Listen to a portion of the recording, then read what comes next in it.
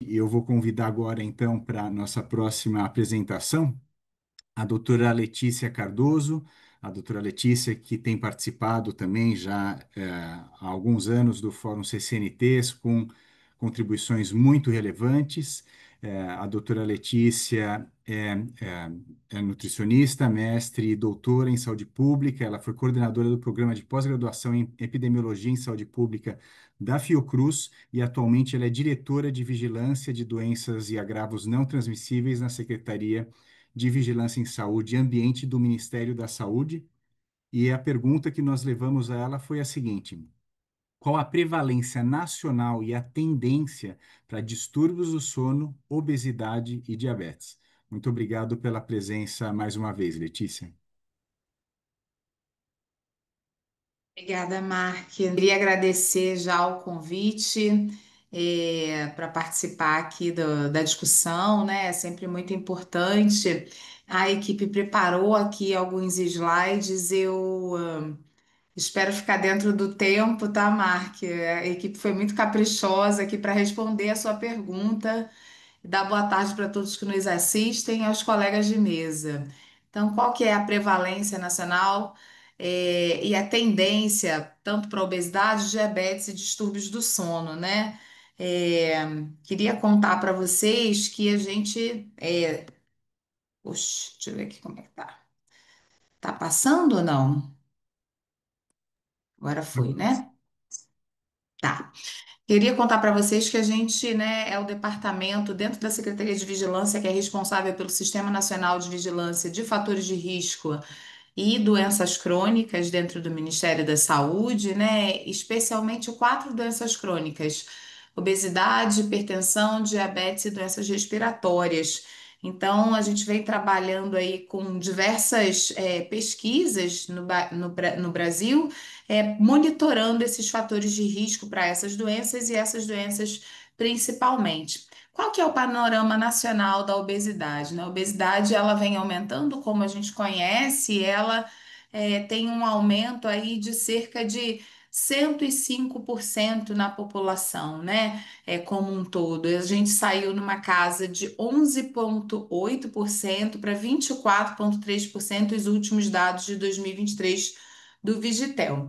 A Pesquisa Nacional de Saúde traz números muito semelhantes para a gente, diferente do Vigitel, que trabalha com ligação telefônica e informação referida para as capitais brasileiras. A Pesquisa Nacional de Saúde trabalha com a população residente, né, em todo o país, e a gente consegue ter extratos para macro-regiões, unidades federativas da federação, mas a gente tem números muito semelhantes, né, e sempre as mulheres apresentando uma prevalência maior que homens.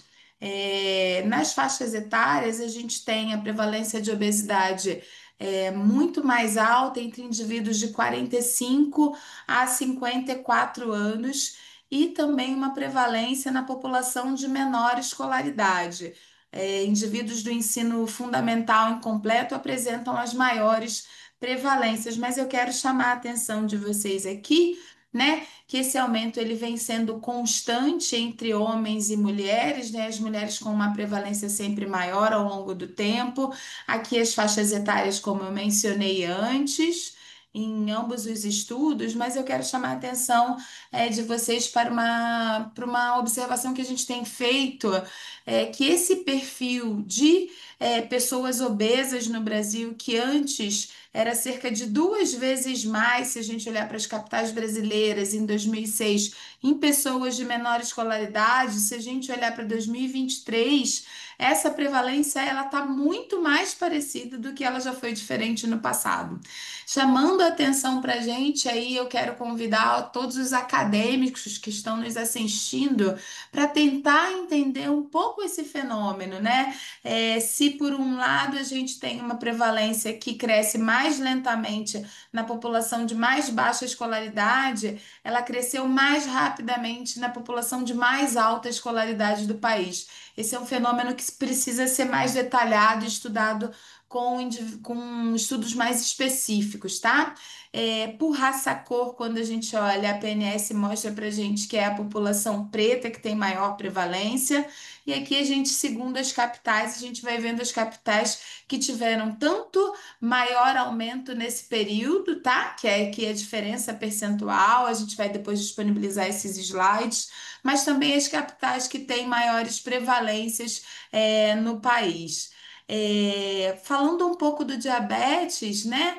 A gente tem pelo Vigitel, o diagnóstico autorreferido, se não me engano, foi o Dr. Carlos que mencionou uma prevalência de 10% no país, é isso mesmo, né? Atualmente a gente está com uma prevalência autorreferida de 10% de adultos nas capitais com essa doença. Dados da PNS traziam valores de 7,7, mas em 2023 a gente já teve aí números maiores e, infelizmente, 24, com o dado preliminar que a gente tem, esse número continua crescendo. Quando a gente estratifica por faixa etária, as faixas etárias mais velhas, né, mais idosas, que apresentam maiores prevalências, e aqui, diferente da obesidade, essa diferença dos estratos de escolaridade ela é mais marcante, então ela é maior nos indivíduos de menor escolaridade. Quando a gente estratifica homens e mulheres, as mulheres têm maior prevalência, independente do tipo de estudo que a gente olha, aqui a faixa etária, como eu já mencionei. E aqui a escolaridade, ela se inicia na série em 2006, é, com uma prevalência de 2,8 entre indivíduos com 12 anos ou mais de estudo, e a gente em 2023 passa a 5,5. Mas a diferença entre as classes de menor escolaridade e de maior escolaridade, ela se mantém. 4 vezes mais a gente observa a prevalência de obesidade entre indivíduos com maior escolaridade. Então, a gente está vendo fenômenos diferentes que têm a ver tanto com o diagnóstico quanto com o tratamento e a abordagem. Eu quero chamar a atenção de vocês que o diabetes ele continua crescendo e ele continua crescendo especialmente entre os indivíduos de menor escolaridade, tá? Aqui por raça cor tem uma distribuição semelhante entre brancos e pretos e mulheres pardas, também não há muita diferença, diferente da obesidade. E aqui também as diferenças por capitais e por unidades da federação, olhando os dois estudos, né, de base nacional que a gente tem. Sobre o sono, gente, a gente não tem um estudo, quer dizer, não tinha, o Vigitel vai trazer esse ano, 2024, um diagnóstico nacional. São poucos estudos, né? Mas até o ano passado, muito poucos estudos de prevalência feitos, a maioria com ferramentas não validadas, e 50% da população dos estudos apresentam má qualidade do sono, né? Uma revisão sistemática trouxe para a gente aqui. Aqui alguns estudos transversais mostrando que 76% da amostra com pelo menos um problema relacionado ao sono na população. Esse estudo que foi feito na época do Covid, né, pela professora Célia Landman e seu grupo, mostrando que 43% das pessoas desenvolveram algum problema de sono devido à pandemia, 48% tinha algum problema de sono anterior ou que piorou após a pandemia, chamando atenção para esse problema que a gente sabe que é difícil de medir. Aqui tem um quadro mostrando estratégias de como a gente pode medir objetivamente ou subjetivamente, seja avaliado com assistência médica ou por profissional de saúde, seja autoavaliado, né, usando equipamentos ou questionários. Então, tem uma gama de instrumentos que a gente pode acessar, mas para a gente avaliar isso em nível populacional, em larga escala, a gente precisa de questionários que sejam validados, que sejam rápidos e muito bem compreendidos pela população. O que a gente tem pretendido avaliar, a gente pretende avaliar dentro do Vigitel é a duração do sono, a privação, insônia e risco de apneia, né? Uma forma rápida é esse índice de qualidade do sono, que é o PSQI-2, né? Que já foi validado aí recentemente para o Brasil, bem recente. né? Essa é uma das possibilidades recentes. Na PNS, a gente avaliou algumas questões, né? O item 3 da escala PHQ-9, que, embora não componha a escala como um todo, traz algumas informações importantes e que geraram algum resultado, né? Quando a gente olha para esse item 3, prevalência de problemas de sono, 35% da população brasileira apresenta algum problema de sono e 8,5% usa medicamentos indutores para sono, né? As mulheres com uma prevalência maior que os homens. E eu queria contar para vocês, né, de maneira muito inédita, né, nesse fórum, que pela primeira vez a gente mediu isso no Vigitel 2024 e aproximadamente um a cada cinco brasileiros das capitais adultos apresentam sono de curta duração. A gente está em avaliação, né? Esse dado é um dado preliminar, porque a gente está terminando a compilação dos resultados, serão lançados no próximo mês, tá? Com essas perguntas que estão aqui, e eu vou deixar disponíveis para vocês junto do Fórum CCNT.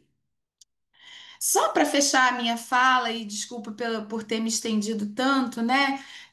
Eu trouxe aqui, como meus colegas trouxeram também, alguns resultados de estudos que mostram aí não o sono presente dentro da população que já tem diabetes e obesidade, distúrbios de sono presente nessa população, não como uma condição prevalente. Eu trouxe alguns estudos que são de coorte, né? E a gente avaliou o impacto dessas alterações de sono ao longo do tempo, né? No Elsa Brasil, por exemplo, que é uma coorte que inclui seis cidades brasileiras, né?